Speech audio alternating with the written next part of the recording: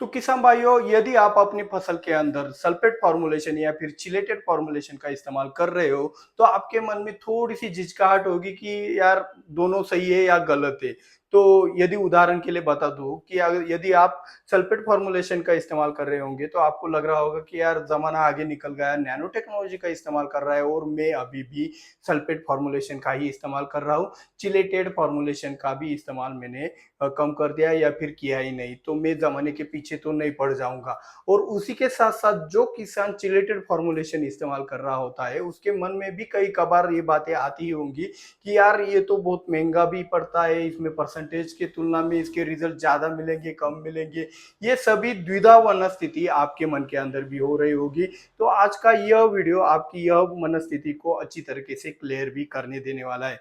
तो यही जो कंपैरिजन है आपके सल्फेट फॉर्मुलेशन और चिलेटेड फॉर्मुलेशन के अंदर दोनों में से कौन सा वाला बेस्ट है, टेक्निकली रिजल्ट के हिसाब से और आपके जमीन के हेल्थ के हिसाब से सभी चीजों के सभी एंगल से हम इसको देखने वाले हैं। तो आज का वीडियो बहुत ही इंटरेस्टिंग होने वाला है। तो सपोर्ट के लिए कमेंट में जय जवान जय किसान जरूर लिख देना। और चलिए शुरुआत करते हैं आज के वीडियो की। तो किसान भाइयों, आज के इस वीडियो में हम ये सब बॉटम से सीखेंगे। मतलब पहले हम सीखेंगे कि फॉर्मुलेशन मतलब क्या होता है, फिर सल्फेट फॉर्मुलेशन क्या होता है और फिर बाद में चिलेटेड फॉर्मुलेशन क्या होता है। तो पहले हम जानेंगे कि ये फॉर्मुलेशन क्या होते हैं। तो फॉर्मुलेशन एक प्रकार होता है, एक मीडिया होता है, एक माध्यम होता है जो कि मेन न्यूट्रिएंट को लेके जाता है। जैसे कि आपने सुना होगा पोटेशियम नाइट्रेट, यानी कि पोटेश को नाइट्रेट फॉर्मुलेशन में दिया गया है। तो नाइट्रेट फॉर्मुलेशन हो गया, सल्फेट फॉर्मुलेशन हो गया, फॉस्फेट फॉर्मुलेशन हो गया।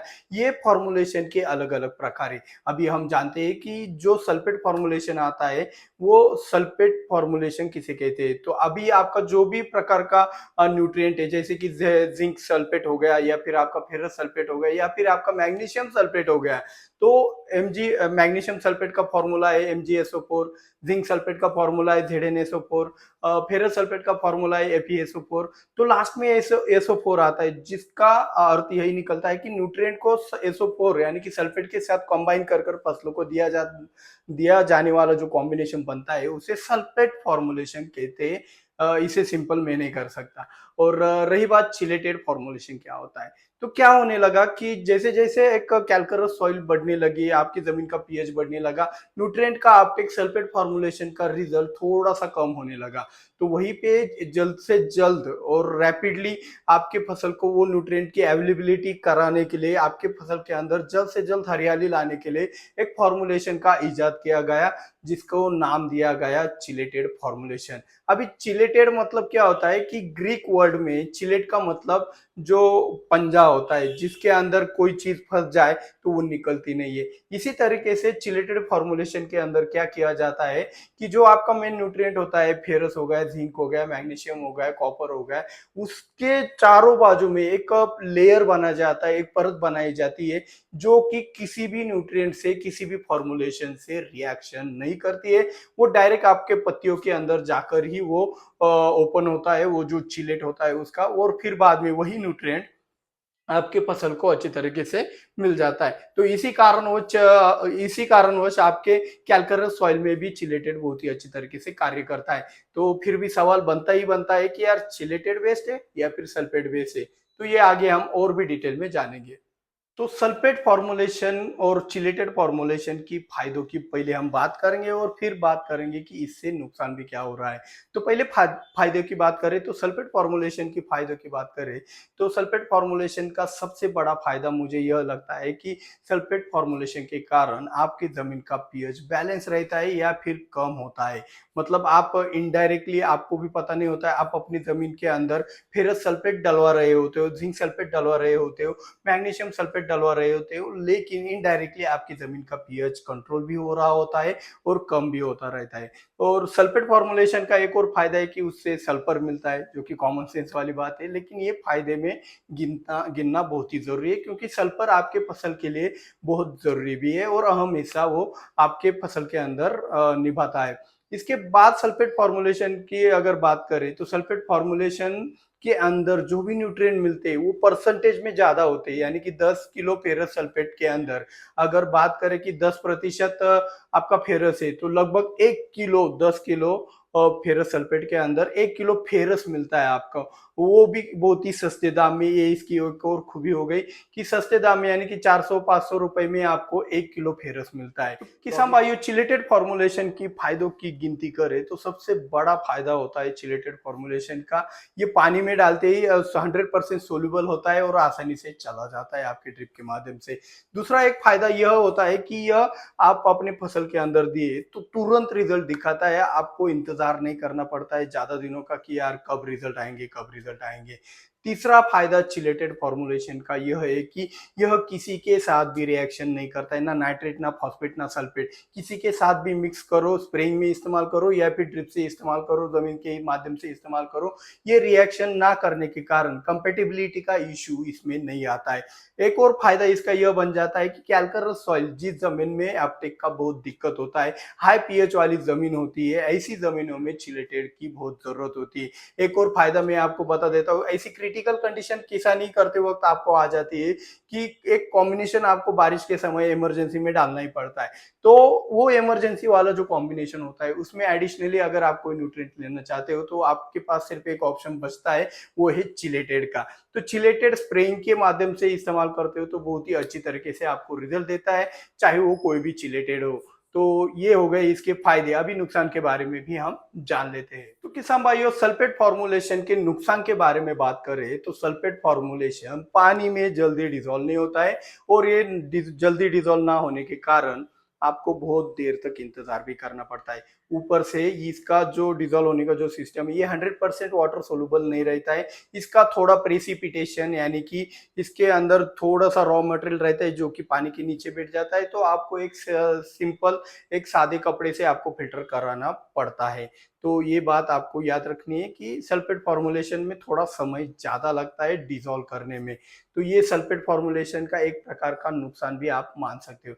सल्फेट फॉर्मुलेशन का एक और नुकसान यह हो सकता है कि उसको रखने के लिए ज्यादा जगह लगती है चिलेटेड की तुलना में, तो ये एक माइनस पॉइंट नहीं है, लेकिन हम तुलना में बात कर रहे हैं तो उसकी तुलना में हो भी सकता है, ज्यादा कुछ जगह भी नहीं लेता है। सल्फेट फॉर्मुलेशन से नुकसान की बात करें तो इसके व्यतिरिक्त मेरे को कोई भी इससे नुकसान तो नजर नहीं आता है।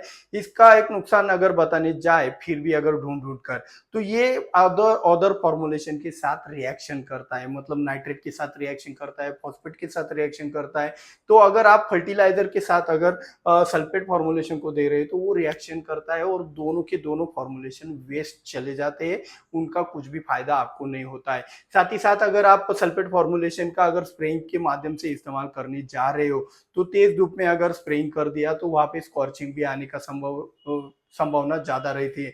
और साथ ही साथ सल्फेट फॉर्मुलेशन को आप किसी भी कॉम्बिनेशन में मिला नहीं सकते हो, वहां पे स्कॉर्चिंग आ सकती है। तो ये सभी बातें आपको ध्यान में रखना है कि सल्फेट फॉर्मुलेशन की यह नुकसान भी है, तो इनसे बचकर इनको संभल कर अगर आप अगर सल्फेट फॉर्मुलेशन को इस्तेमाल कर सकते हो तो बहुत ही अच्छी बात है। तो किसान भाइयों, चिलेटेड फॉर्मुलेशन के नुकसान के बारे में बात करें तो चिलेटेड फॉर्मुलेशन का सबसे बड़ा नुकसान मुझे तो यह लगता है कि चिलेटेड फॉर्मुलेशन का इस्तेमाल करने के बाद उसके रिजल्ट लंबे समय के लिए बिल्कुल भी नहीं आते हैं। हालांकि उसके रिजल्ट तुरंत आते हैं लेकिन लंबे समय के लिए वो रिजल्ट टिकते नहीं है, क्योंकि जो भी आप चिलेटेड फॉर्मुलेशन का इस्तेमाल करते हो उसका 1 एकड़ के लिए डोज लगभग 1 किलो का होता है, और 1 किलो के अंदर जितने भी प्रतिशत में मात्रा आती है वो बहुत कम होने के कारण जो भी रिक्वायरमेंट रहता है फसल का उसकी तुलना में बहुत कम होने के कारण उसके लंबे समय के लिए रिजल्ट नहीं मिलता है। हालांकि अगर आप किसी क्रिटिकल कंडीशन में फंसे हो तो तुरंत आपको ग्रीनरी चाहिए,